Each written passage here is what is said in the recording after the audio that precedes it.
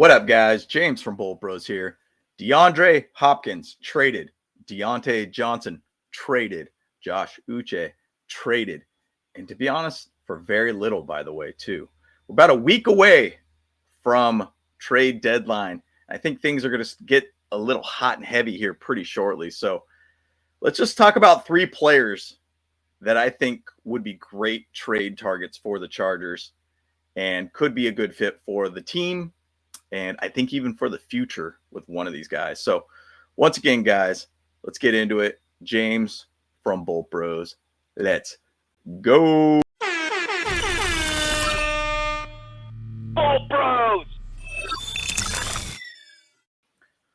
Once again, guys, appreciate all the love and support here. Please like this video, subscribe to this channel if you have not. We appreciate all the love and support, and throw in some comments below on your thoughts here. So one thing that I've thought quite a bit after last week's performance, we got some wide receivers that actually could do something. We got a quarterback that could make wide receivers look very good, but we got some wide receivers like Ladd McConkey that actually could make some plays too when he's got the ball in his hands. So, man, you got to love how Justin Herbert is cooking in the past 2 weeks. Good sign of things coming forward in the growth for this offense. You got to love to see it. The NFL loves to see Justin Herbert out there cooking too. So, you know, you got to find a way to think, hey, let's say we get a win this weekend. We beat the Cleveland Browns. We find a way, basically go at 5-3. You're in a great position at this point to kind of work towards playoffs. You're not too far off. You're right in the thick of things. You're actually at the 7th wild card right now, or at least a 3rd wild card at this moment in time. So you're in the playoffs if the season ends today. But at the same side, you got to keep pace. It's a long season. Playoffs don't start right now, guys. It's down the road. So you got to find some more players that could elevate your team a little bit. And, you know, these are three players that I think could be good trade targets all around for the Chargers. And personally, in my opinion, I think one of them makes the most sense. I sound a little crazy talking about it because I don't think it's a position many people are talking too heavily about, but I think it would be a great one all around. So let's just go ahead and jump into it right here. So David Njoku, I know a lot of people talked about him for the longest period of time. Guy that has flourished later on in his career and has done a great job all around. You know, honestly, it'd be a great fit for us. I think Njoku's an awesome receiver all around for us. It gives Herbert another firepower for this team. If you get a nice tight end like this, a pass catching type tight end. Will Dissly's been asked to do a lot recently, and he's a great pass blocker, and he's actually doing really well as a pass catcher. I think he's probably even almost his most career catches that he's ever had in his career so far. So he's doing great. He's doing excellent, but I do think we just need to take it one step higher here. And if you get a David Njoku with a Justin Herbert, it's going to be great. Njoku played very well last week with Winston, to be honest. Didn't do bad at all. We'll see him this weekend, obviously, but that would be a perfect time to just make a trade, right? You're already in Cleveland. The player you want to get's right there. You know, just, hey, get on the plane with us. Come back to LA. Great timing. And, I mean, there's obviously a lot of other players that we've talked about and the Browns too. So this is a good weekend to be able to at least get a little view of those players while you're out there. And then just a couple days after that is when the trade deadline happens. So that would be a great time to be able to scout out a little bit of other players, even on the Browns, if you're looking at that direction. But David Njoku makes the most sense, in my opinion. Gives us a legitimate wide receiver, a legitimate tight end, but a pass-catching tight end for us. It gives us an ability to be able to have a guy that could grow with the team, too. I think it'd be one that could be a long-term type solution. It's been a while since we've had a very, very solid tight end on this team. I think Njoku would be a great pickup. I don't really understand what the compensation would be at this point, but I think it'd be great. We obviously still have Hayden Hurst coming back at some point. You hope that it'd be sooner than later. But even to say if he comes back, that gives us two other guys to be able to work with for tight end position. And I think that would be a great addition. Just more weapons all around, guys. More weapons for this team is, I think, a good thing for us. And all around, I think, would really help this team out a lot. So David Njoku, I would say let's go for him. I think it'd be a great fit for us.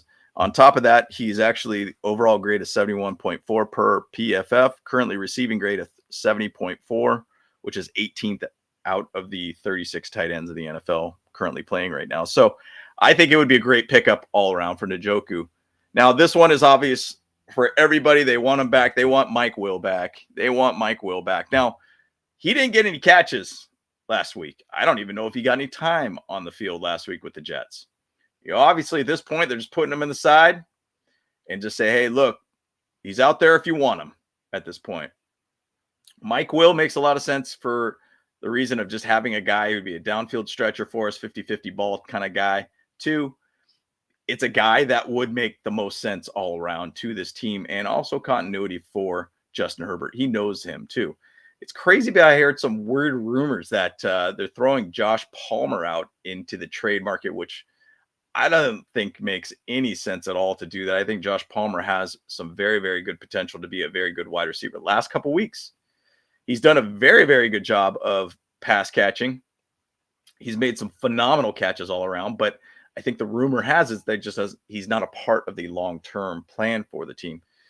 Now, to any regime that leaves, the new regime inherits those players. They want to find their players, right?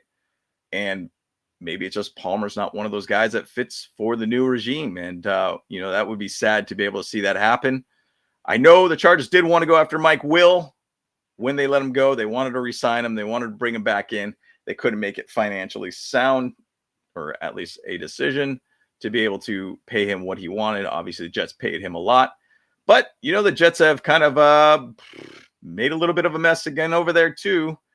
And got their trades for Devontae Adams and still found a way to lose 2 games in a row. So anyways, Mike Williams is a guy that would make sense just to be a downfield threat, a guy that's a continuity piece for Justin Herbert. And it could be kind of a 1-year shot with him too.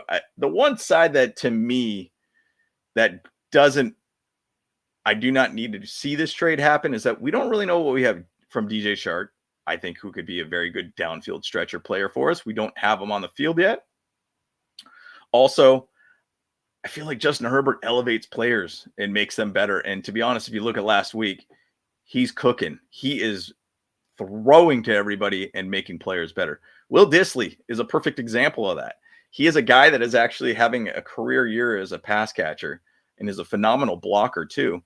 He is out there making things happen, and he is elevating players all around on the field and making great throws to receivers downfield. And on top of that, we still don't have Quentin Johnston back on the field too. I feel like as Justin Herbert has gotten healthier, these wide receivers are starting to see a lot more targets towards their direction and doing phenomenal things with Justin Herbert so far. So once again, it's kind of a luxury piece, but I would think if it does happen, then that leads to something that a Josh Palmer trade could potentially happen too. Maybe it's just a quick swap of each other. Who knows? But either which way, Mike Will would be a guy that I think a lot of people really, really enjoy. Now, next player here, maybe I'm a little crazy on this one, but I think this one would be an awesome pickup for the Chargers is this guy right here. Maybe you don't know who he is, but this is Robert Hunt. He's a guard for the Carolina Panthers. Now, the big thing about him is he was with the Dolphins, did phenomenal with the Dolphins. He basically was only allowed 5 pressures last year with the Dolphins. He had the lowest pressure rate, 1.3%. Obviously, Tua is kind of a quick passer type guy, so pretty much the O-line looks better when you get the ball. The quarterback gets the ball out of his hands. But basically, he did a phenomenal job still when the play was extended. He did a phenomenal job on that side. He was the second fewest of any guard in the NFL, only allowing 5 pressures. He basically got a $100 million contract with the Carolina Panthers, 5-year deal. And he basically will be at this moment with the Carolina Panthers. Now, Bryce Young is kind of a mess over there. Carolina is a mess all around there too. Would they trade off a player like him that could be a very foundational, piece to that O-line for the longevity? I'm not sure, but his overall grade last year was 77.1 overall last year. And to be honest, man, this year, you think about how much of a mess that team is. You think, everybody's going to be pretty bad on that O-line. Last year, the Panthers O-line was an absolute mess. Currently, this year, this is what his numbers look like. 72.5 overall grade. Pass blocking is 60 flat. And then a run blocking grade of 74.2. He's green throughout. That means he's very, very good at what he does all around. And now I will say his pass blocking grade probably has to be down just a little bit because they don't really have a quarterback back there, guys. It's been the Red Rifle and, Bryce Young. I mean, it's been a tough go with there. You give him a quarterback that can throw the dang ball, I guarantee that pass blocking grade will go up much higher. Now, he plays generally as a right guard. I initially was thinking, hey, man, he'd be a great fit for like Zion Johnson. Now, obviously, Zion Johnson is a guy that's still kind of working through things and still trying to get kind of familiarity to the league. I was thinking, maybe you throw him in left guard and everything too. Zion Johnson has been grading kind of lower and everything too. But it's interesting. As I thought about it, I was like, let me just look at Trey Pipkins real quick just to kind of see what his grades are. Wow. Trey Pipkins has not graded out very well, by the way. Overall grade is 61.3. Pass blocking of 45.9. That is 85th out of 110 in guards.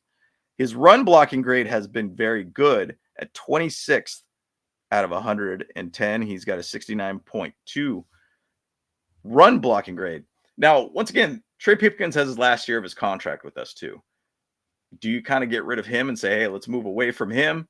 Or do we try to push Zion to the right and then you basically put in Robert Hunt to the left, or you just keep them to their natural positions? Not sure. That's not my decision to know. But what I'm trying to achieve is a better O-line for the run game, a better O-line for the pass game, and making sure that is a foundational element to protect your number one asset, which is Justin Herbert.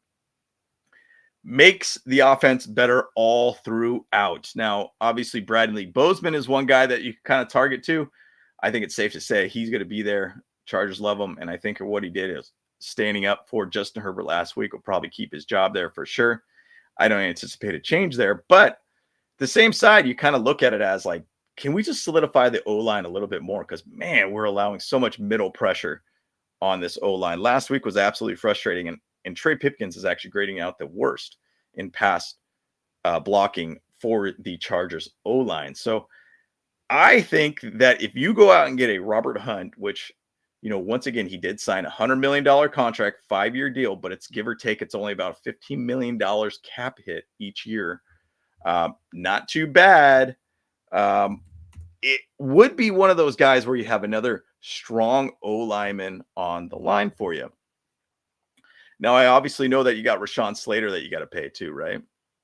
Rashawn Slater is going to get paid. But I think it's as the draft that we have recently had, Joe Alt's a weapon, right? We don't need to pay him for 5 years, essentially, at this point.